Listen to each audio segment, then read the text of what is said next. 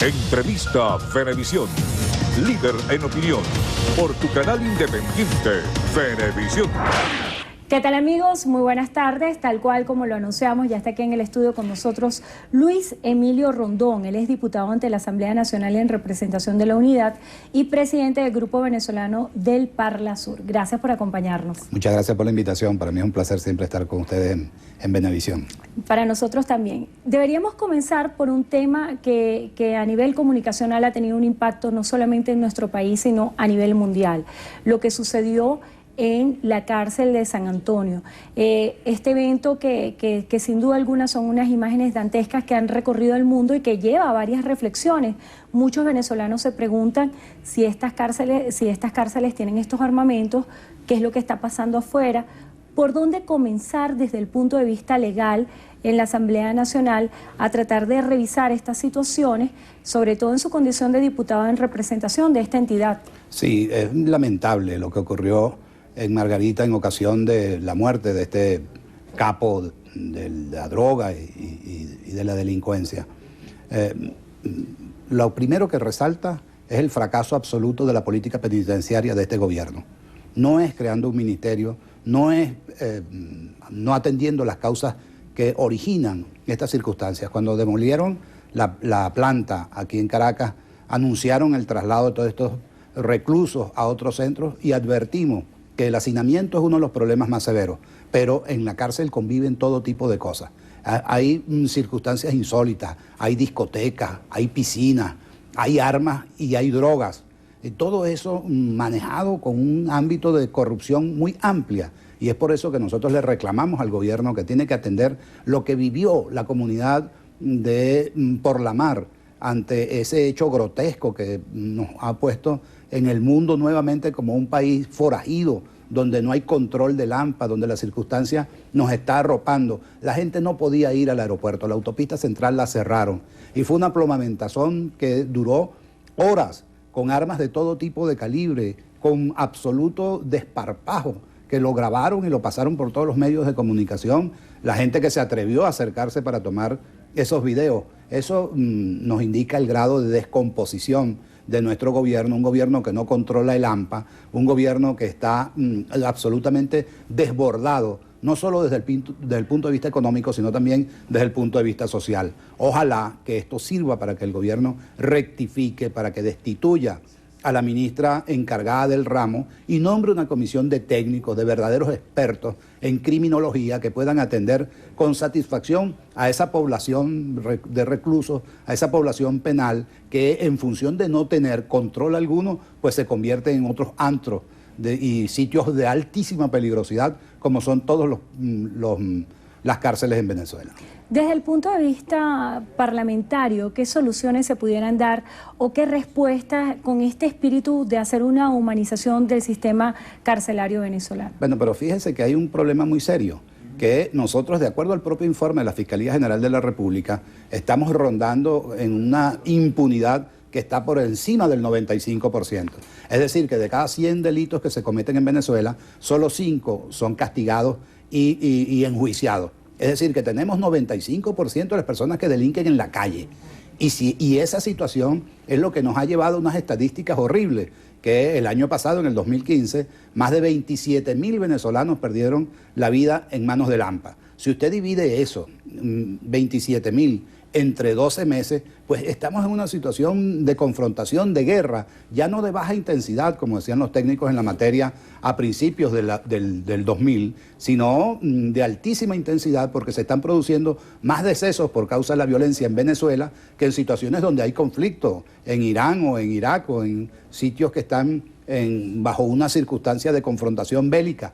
Tienen menos muertos que Venezuela, producto de la acción del AMPA. Y esto es porque el gobierno no ha puesto el dedo en el punto claro para revertir con una política que no solo vaya dirigida a la represión, sino también a evitar las causas que generan la descomposición social, que es un virus, un cáncer peligrosísimo que está haciendo metástasis en la sociedad venezolana, porque a la gente no tener prisión, a la gente no tener control por parte de los tribunales, pues están invitándolos a que delincan. Los muchachos salen a la calle y empiezan con pequeñas cosas y al poco tiempo son delincuentes muy peligrosos, y eso es producto de una política de adaptación social por parte del gobierno. Y que sin duda alguna es un tema que debe tratarse más allá de la política, porque es un tema que permea a todos los venezolanos. Nos afecta a todos. No, un delincuente no le pide a un venezolano el carné blanco o rojo para exonerarlo o castigarlo, no.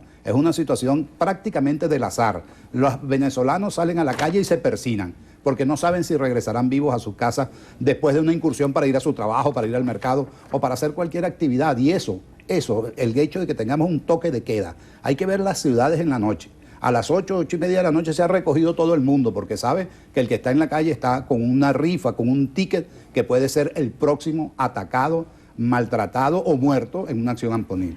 Diputado, en otro orden de ideas, mientras nosotros estamos llevando a cabo esta conversación, está en desarrollo la sesión en la Asamblea Nacional, en cuyo orden del día figura la discusión sobre la ley de títulos de propiedad y también el tema de los tickets de alimentación a los pensionados. ¿Cuál piensa usted son los principales puntos de este debate? Ya escuchábamos la exposición de motivos, pero ¿cuál es el espíritu de estos proyectos de ley que se están presentando para los venezolanos? Bueno, en primer lugar, hacer justicia social. Que lo que el Estado entrega, lo entregue de acuerdo a una ley y no de acuerdo a un carnet de militancia política. Y quitarle al gobierno una herramienta que ha venido usando para humillar a la gente. En el sentido de darle una casa y decirle, si usted no vota por lo que yo le digo, le quito la casa o le quito el taxi o le quito lo que le he dado. Cuando eso no se lo ha dado el Estado venezolano en nombre de nadie, eso se lo ha dado en función de los recursos y los ingresos que son de todos los venezolanos. Consecuentemente, nosotros planteamos que quien tiene una vivienda otorgada por el Estado debe tener el título de propiedad.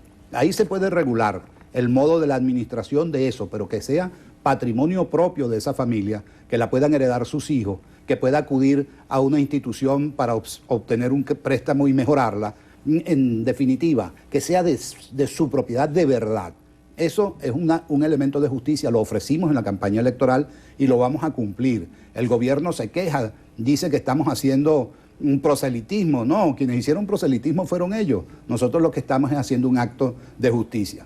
Y en cuanto al cestatique o el sistema de compensación para los adultos mayores, los pensionados y jubilados, porque hay una razón elemental. El sueldo ahorita no alcanza para nada.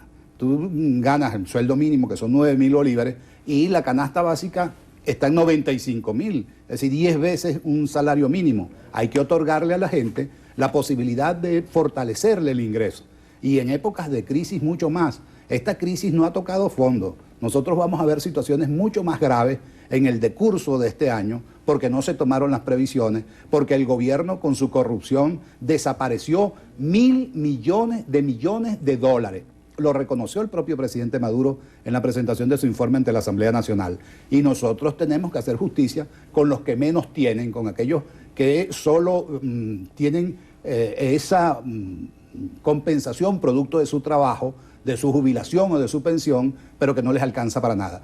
Además, lo poco que tienen, entonces no se consigue nada en los mercados, no se consigue nada en las farmacias. Tenemos una situación muy grave que nosotros hemos venido señalando, que no es que estamos a la puerta de una crisis humanitaria, estamos desvalidos, estamos ya en una crisis humanitaria, porque si una persona tiene una enfermedad crónica, tiene que estar saltimbanqueando de una farmacia a otra y muchas veces no consigue los productos. Una ama de casa que tiene un infante tiene que estar de un mercado en otro. En uno consigue la leche, en el otro consigue el azúcar, en el otro consigue no sé qué cosa, pero no hay un abastecimiento eficiente y no hay forma de que nosotros hagamos que el gobierno rectifique. El pueblo votó por una rectificación y ese es nuestro empeño de que esa se produzca al más breve plazo. En el medio de la crisis económica, usted mencionaba una arista que para muchos es muy determinante y es la corrupción.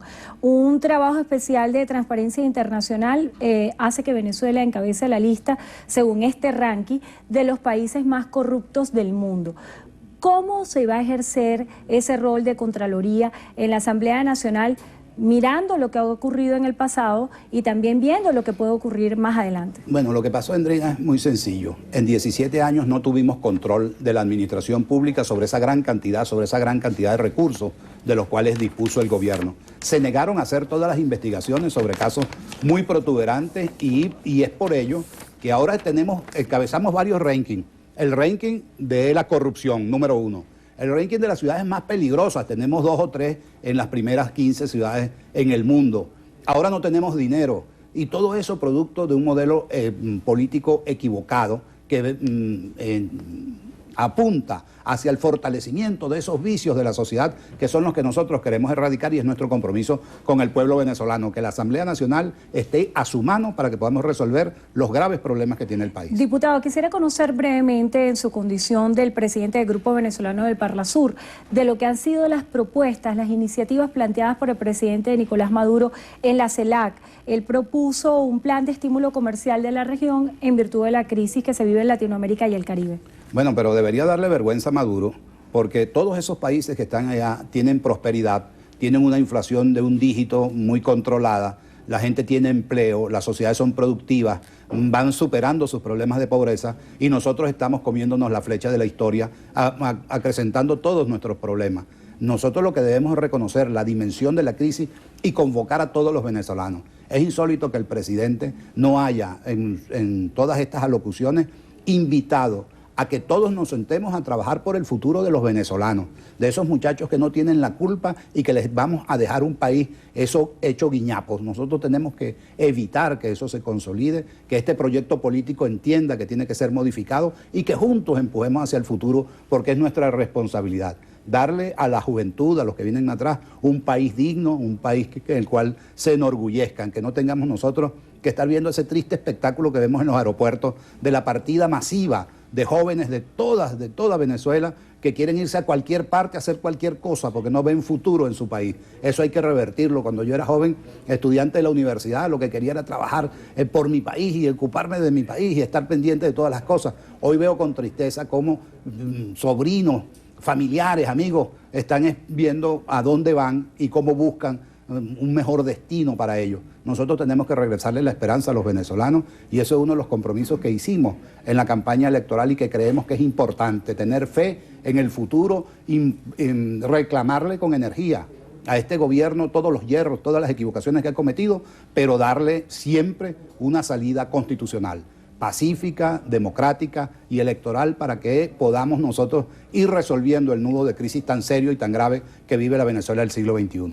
Bueno, le damos las gracias a Luis Emilio Rondón, él es diputado ante la Asamblea Nacional en representación de la Unidad, presidente del Grupo Venezolano Parlasur. Y gracias a ustedes también por habernos acompañado, que tengan todos feliz tarde.